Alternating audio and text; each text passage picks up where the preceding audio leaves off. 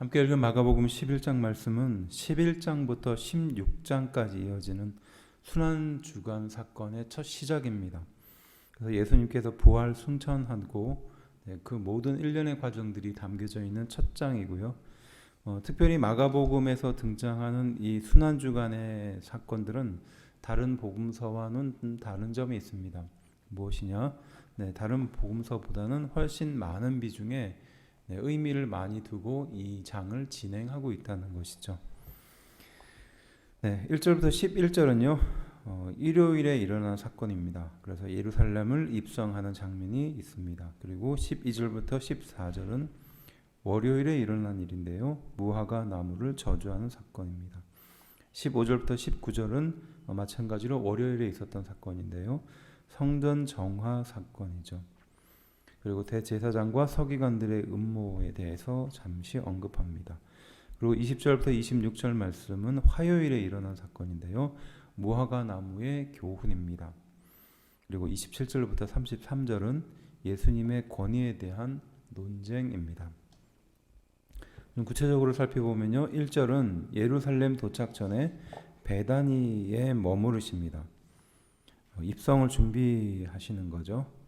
그리고 감람산이 잠깐 등장하는데요. 이건 유대인에게 메시아로 오시는 곳입니다. 좀 의도적으로 이 감람산이라는 지역을 언급했다고 봅니다. 특별히 베단이라는 지역은 고뇌자의 집이라는 이름을 갖고 있고요. 예루살렘 남동쪽으로 3km 정도 떨어진 곳입니다. 그리고 나사로가 살아난 곳입니다. 마리아와 마르다가 살았던 곳이죠. 2절은요. 낙이 새끼라고 말하는데 낙이 새끼는 평화와 순결의 상징입니다. 그리고 아무도 타보지 않는 그러한 동물이죠.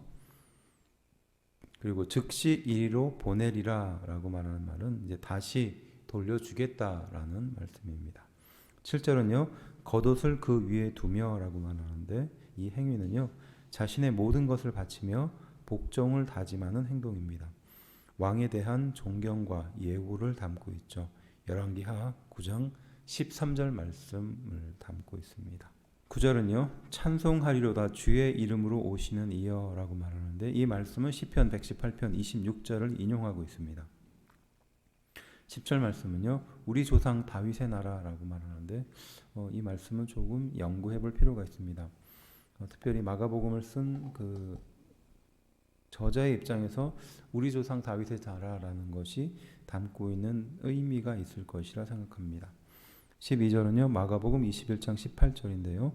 이른 아침 성 안으로 들어오시는 길에 시장하였다라는 것을 다른 성경을 통해서 확인할 수 있습니다. 여기서 이른 아침은 새벽 3시부터 6시 사이입니다. 13절은요. 무화과 열매는 6월, 7월에 1차로 수확을 하고 8월부터 10월에 완전한 열매를 따게 됩니다. 그렇지만 지금 이 본문의 말씀이 등장하는 시기는 4월이죠. 그러니까 열매가 있을 수 없는 시기입니다. 의미는요. 상징적으로 이스라엘 백성을 지칭하는 겁니다. 종교의 형식, 그러니까 잎사귀만 있고 열매는 없는 그들의 상태를 비유하는 것이죠. 15절은요. 성전 안에서 매매를 했다라고 말하는데 기록으로는 475m에서 300m 가로 475, 300m 정도의 공간에 매매를 할 수 있도록 허용을 해주었다고 합니다. 그래서 이 당시에는요. 순례자를 위한 불공정 거래가 일어났고 폭리와 제사장의 친족이 소유하는 모든 것들이 바로 그 자리에서 일어났습니다. 돈 바꾸는 자들이라고 말하는데 이들은요. 성전세를 화폐에 교환을 했었던 곳입니다. 그러니까 성전 바깥에서 사용했었던 돈은 로마의 돈이었고 성전 안에서 사용한 것은 이스라엘 백성들의 돈이었습니다. 그래서 그것을 교환하기 위해서 성전세를 냈다고 하죠. 그래서 화폐로 성전세로 바꾸어졌다고 합니다. 평균적으로 2.1%에서 4.2% 정도 수수료를 받았다고 합니다. 그리고 비둘기 파는 자들이라고 말하는데요.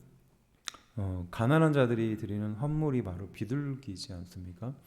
그래서 그 비둘기를 파는 자들, 그러니까 가난한 자들에게까지도 이렇게 헌금을 갈취했다 이렇게 말하는 내용입니다.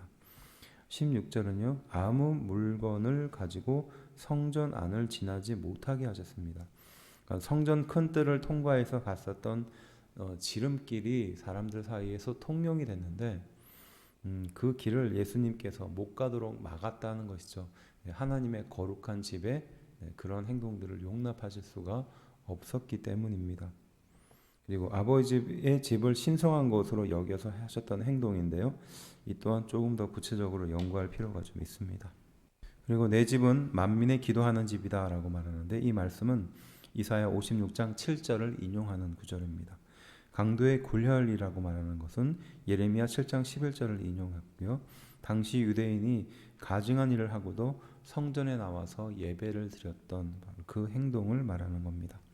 19절은요. 성밖이라고 말하는데 베단이 나사로의 집으로 추측합니다. 20절부터 26절에 등장하는 구절은요. 12절과 14절에 등장하는 그 목적과는 다른 의미를 가지고 있습니다. 바로 그러한 행동을 하시고 실제로 그런 일이 일어난 것을 보시면서 기도의 비결을 예수님께서 설명하는 장면입니다.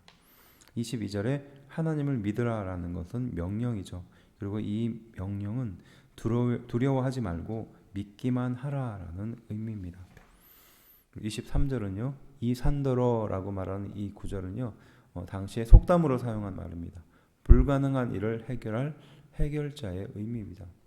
그래서 의심이라고 말하는데 이 의심이라는 말은 두 가지 가능성 사이에서 우왕좌왕하는 행태를 말하는 겁니다. 24절 무엇이든지 기도하며 구한 것을 받은 것과 같다라고 말합니다. 히브리서 11장 1절에 믿음은 바라는 것들의 실상이고 보지 못하는 것들의 증거다라는 말씀과 동일하죠.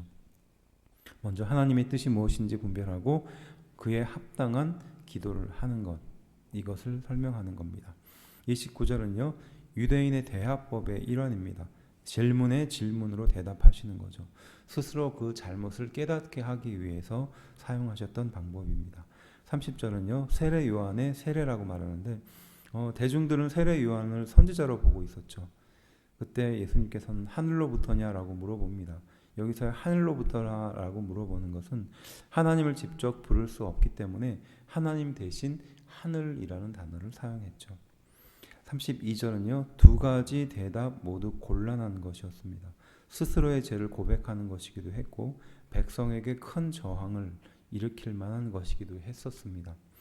33절 그래서 결국 그들은 우리가 알지 못한다라고 곤란한 대답을 회피하고 말게 됩니다. 기세등등하게 예수님께 함정을 파고 질문했었던 그들이 결국 우리가 알지 못한다라고 말하며 도망가는 장면을 보여주는 겁니다.